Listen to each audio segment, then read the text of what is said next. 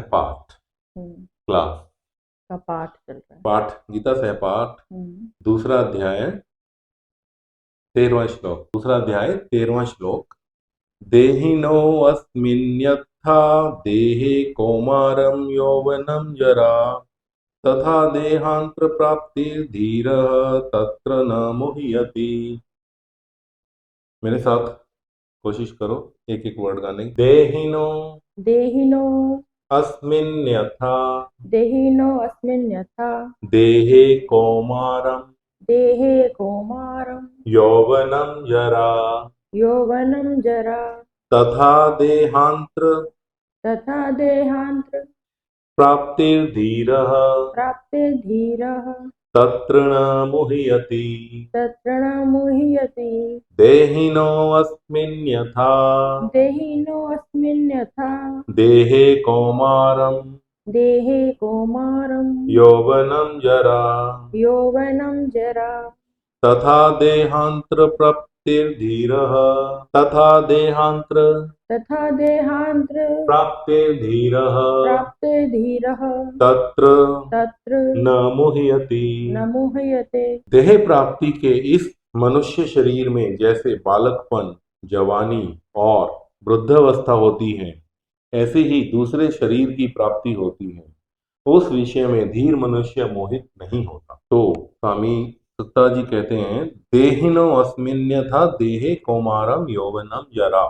शरीरधारी शरीर में पहले बाल्यावस्था आती है, फिर युवावस्था आती है और फिर वृद्धावस्था आती है। तात्पर्य है कि शरीर में कभी एक अवस्था नहीं रहती, उसमें निरंतर परिवर्तन होता रहता है। यहाँ शरीरधारी इस शरीर में, बहुत इंपॉर्टेंट बात है, देहधारी इस शरीरधारी इस शरीर में ऐसा कहने से सिद्ध होता है कि शरीरी जो उस शरीर में रहता है, शरीरी अलग है और शरीर अलग है। शरीरी दृष्टा है और शरीर दृश्य है।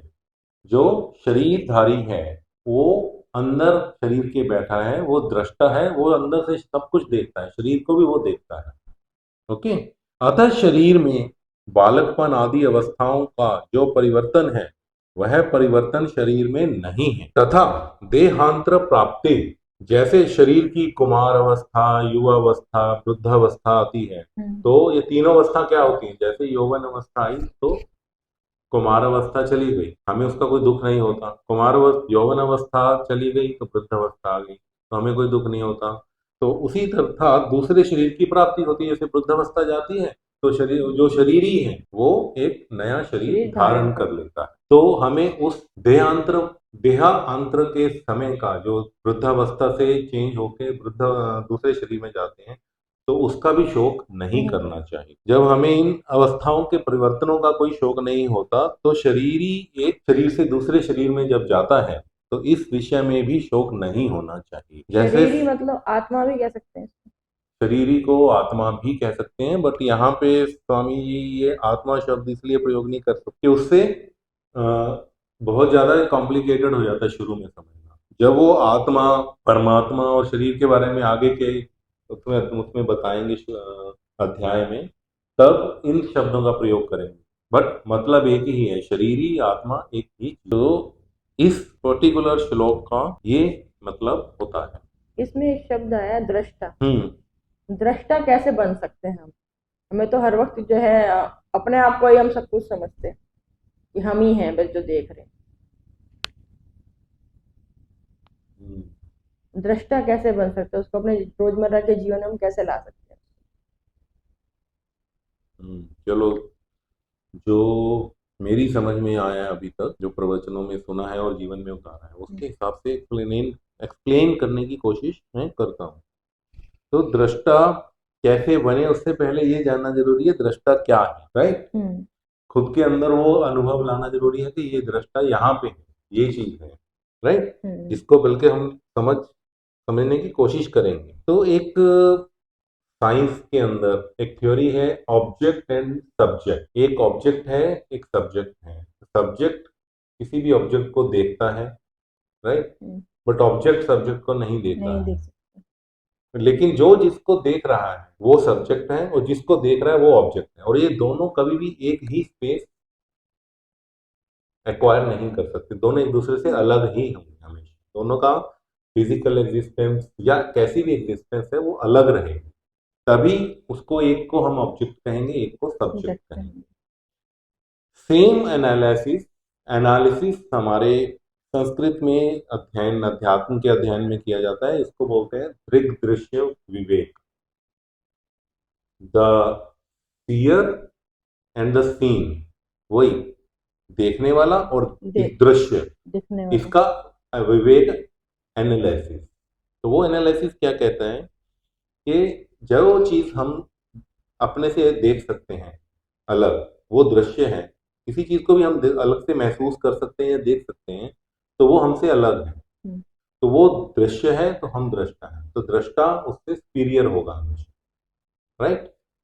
दृष्टा सुपीरियर होगा। सुपीरियर होगा दृश्य से। तो इसको हम लोग अब, जैसे उन्होंने दृग दृश्य विवेक में एनालिसिस करके बताया, उसको जितना मेरी समझ में उसके हिसाब से मैं एक्सप्लेन करता हूँ।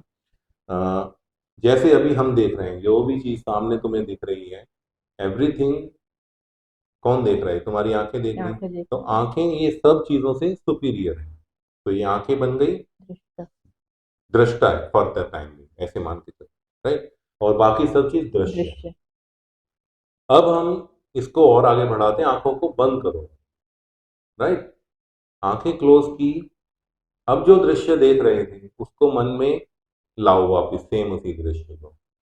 आंखें खोले हुए जो दिख रहा था वही मन में देखो, दिख रहा है हम्म, सेम चीजें। तो इसका मतलब क्या हुआ कि मन आंखों को भी देख रहा है, समझ रहे हो? तो मन अब दृष्टा हो गया, आंखें दृश्य दृश्य हो होगा। गई। तो आंखों आंखों से किसने देखा? मन मन ने। ने। तो मन उसके भी पीछे, राइट। आंखों को रखेंगे क्लोज, अभी तो यहां तक पहुंच गए, तो आंखें दृष्टा नहीं है। अब मन, मन में कुछ विचार आ रहे हैं, अभी कुछ तो थॉट आती हैं, हम्म, अभी भी आ रही होंगी। उन विचारों को कौन जान रहा है? कोई तो देख रहा है ना, तभी तो पता चल रहा है कि ये विचार आ रहे हैं, हम्म, राइट। ऐसे कॉन्शियसनेस भी कह सकते हैं कि जो हम देख रहा है, जो इस विचारों को भी देख रहा है, जो ये जानता है कि ये मैं विचारों को भी देख रहा हूं और ये विचारों को जानने वाला हूं। जो विचारों को जानने वाला है वो कॉन्शियस हो गया। जो ये जानने वाला है कि मैं इस विचार को भी जानता हूं, उसको भी तो, वो भी तो किसी को देख रहा है ना, हम्म, अंदर से अगर महसूस करके देखोगे, वो शरीरी है, वो अंदर बैठा है, वो दृष्टा है। वो इसलिए दृष्टा है क्योंकि उसको कोई नहीं देख, उसके आगे कुछ नहीं है जो उसको देखे, तो वो किसी के लिए दृश्य नहीं है, वो सिर्फ दृष्टा है, दृष्टा। बाकी सब उसके लिए दृश्य है। तो अगर इस तरह से इसको अंदर शरीर के बैठ के ध्यान करोगे तो अंदर तुम्हें समझ में आएगा कि ये दृष्टा है, जो तत्व है, जो शरीरी है, और बाकी सब प्रकृति है, जो इसके बाहर दिख रहा है, मन, बुद्धि, शरीर और शरीर के बाहर की जो प्रकृति है, ये सब स्थूल है, दृश्य है। दृश्य है। और जो दृष्टा है वो अंदर बैठा है, जिसे हम यहाँ पे इस श्लोक में शरीर। शरीरी बताया है, ठीक है। अब क्वेश्चन आता तो पूछा था तुमने, ये तो हुआ कि दृष्टा है क्या, इसको व्यवहार में कैसे लाएं, समझें कैसे लाइफ में कि हमारी। तो ये मैंने एक बहुत अच्छा प्रवचन सुना था और उसे मैंने प्रैक्टिस में भी लाया था, तो बड़े अच्छे से काम किया मेरे साथ, और बहुत अच्छा मुझे समझ आया उससे, तो मैं समझाने की कोशिश करता हूँ इसको। सबसे इंपॉर्टेंट, अगर तुम गीता पढ़ रहे हो, सुन रहे हो, बड़े बड़े फिलोसॉफिकल वर्ड्स आएंगे जिनको सुनना अच्छा लगता है, फिलोसफीज आएंगी बड़ी एकदम स्ट्रांग सी, वो सुनने में भी अच्छी लगती हैं, दूसरों को सुनाने में भी अच्छी लगती हम्म, है, राइट। और उनके बारे में जानना और लोगों को बताना, इसमें और ज्यादा जो इंसान है उसको और ज्यादा अच्छा लगता है। क्या, क्यों अच्छा लगता है? क्योंकि उससे अपने अहंकार की पुष्टि होती है, अपनी सुपीरियरिटी की पुष्टि होती है। तो वो बड़ी बड़ी फिलॉसफीज को अपने रोजमर्रा की जिंदगी में उतारना मुश्किल भी होता है। सिर्फ आप बातें कर सकते हो लोगों के ऊपर अपना एक सुपीरियरिटी दिखाने के लिए कि मुझे इतना ज्ञान है, और बट रोजमर्रा की जिंदगी में जब तक आप छोटी छोटी चीजों में नहीं अ, परिपक्व हुए हो, तब तक आप ये बड़ी फिलोसफी जो बताती हैं उनको लाइफ में एक्सपीरियंस ही नहीं कर सकते।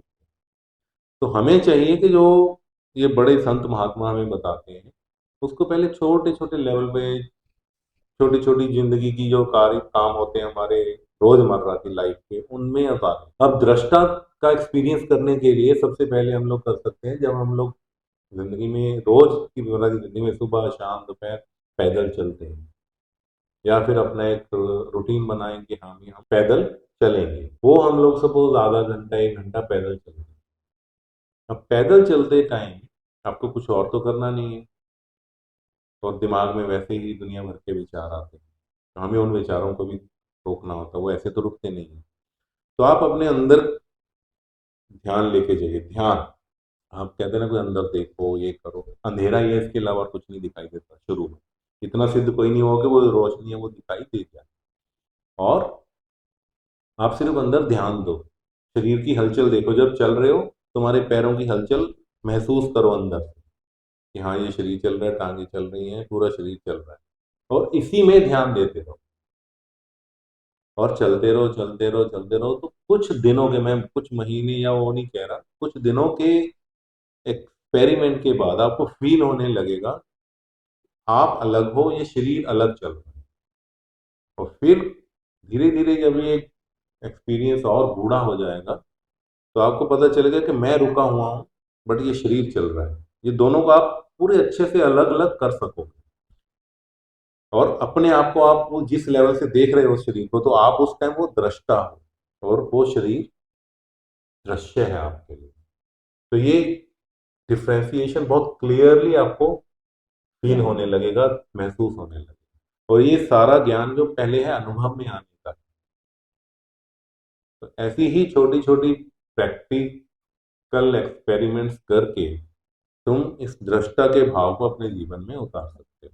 और जैसे अब खाना खा रहे हो, खाना खाते टाइम गिराई ली, इसको देखो कि मेरा ये हाथ में गिराई उठाई, मुंह में गई, दांत चबा रहे हैं, इन सबको शांति से सिर्फ देखो, कोई विचार मत लो कि ये टेस्ट कैसा है वैसा है।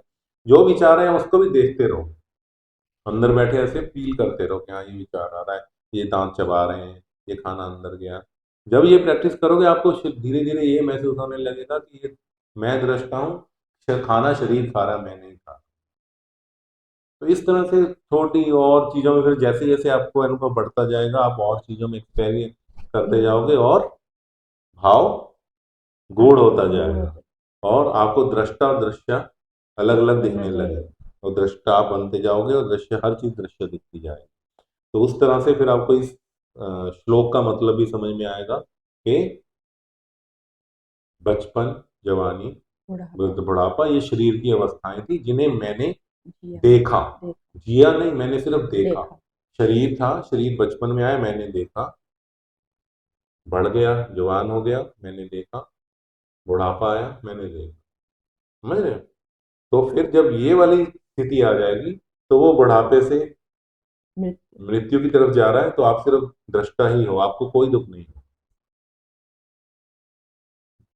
ओम पूर्णमद पूर्णमिदं पूर्णात् पूर्णमुदच्यते पूर्णस्य पूर्णमादाय पूर्णमेवावशिष्यते।